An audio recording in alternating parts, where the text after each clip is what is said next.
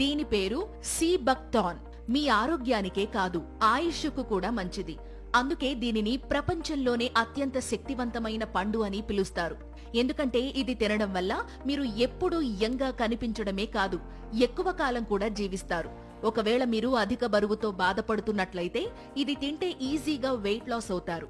ఇంకా ఇది మీ ఇమ్యూనిటీని పెంచుతుంది, అలాగే కంటి చూపును కూడా బెటర్ చేస్తుంది.